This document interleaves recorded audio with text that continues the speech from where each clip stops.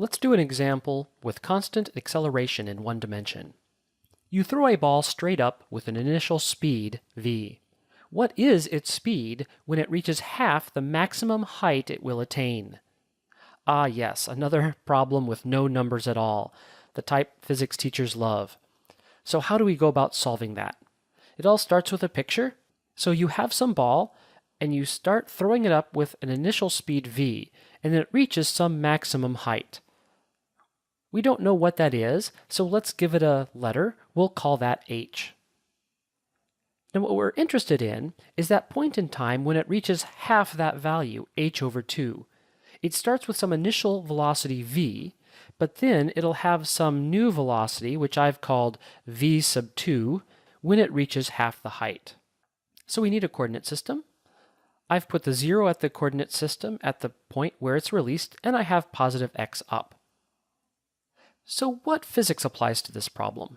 Well, I believe our constant acceleration relationships are going to apply. The object is in free fall, and I note that we don't know nor do we care about the time. That makes me think about this relationship between the initial and final velocities, the acceleration, and the position difference. I think I might be interested in using that for this problem. I still have to choose 2 points in time, so I'm going to start with the initial time when it's released and the time when it reaches half the height, the time that I'm interested in finding the velocity. From the coordinate system in the picture, the initial position is 0 and the final position is in 1/2 the total height. The initial speed I know, which is v, and the final speed or velocity is what I'm looking for that I've called v sub 2. If I plug those into my relationship, I get this expression. Final velocity squared is equal to the initial velocity squared plus 2 times the acceleration times the displacement, which is h over 2. I can cancel the 2's, and I get that the final velocity squared is equal to the initial velocity squared minus g times h. The problem is I don't know what this h is. I want to take a moment just to describe that, because this is physics teacher speak that sometimes people aren't clear about. If you look at this problem, and it says you throw a ball straight up with an initial speed v. In physics teacher speak, that v is unknown. They don't give you a number, but they're implying that that's a known quantity.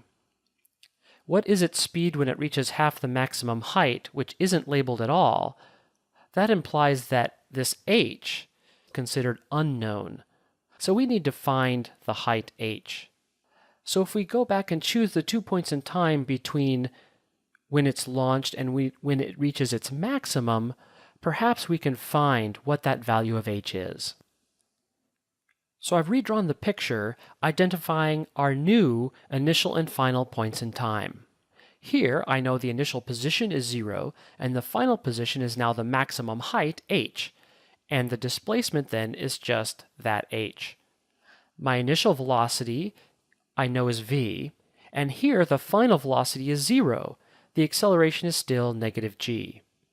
I want to use this same relationship again, and when I apply that, I get the final velocity, which is 0, which is just equal to our initial velocity squared, which is just v squared, plus 2 times the acceleration times the displacement, which is h. And so now the velocity squared is just 2 times g times h, and if I solve for h, that's equal to the velocity squared divided by twice the acceleration due to gravity. Now let's bring the relationship from before back. Now that I've solved for the height h, I can use that to substitute into here to solve for my final velocity. So that's what I've done. If I cancel the g's, I now get initial velocity squared minus 1/2 the initial velocity squared. Well, that's just 1/2 the initial velocity squared. And now if I take the square root of both sides, I have that v sub 2, that's the speed that I'm looking for, the speed when it reaches half the height, is equal to the initial speed divided by the square root of 2. Does this make sense? Well, I don't know. I mean, it's half the height, but the velocity isn't half the velocity. In fact, this velocity at half the height is greater than half the velocity. the velocity over the square root of 2 is a larger number than the velocity over 2. Is this what I would expect? Let's use graphical representation to see if this result makes sense. Here I have velocity and position versus time. Velocity versus time we know. In constant acceleration, it's just a line from some positive value to 0 when it reaches the maximum height. The position then is a parabola.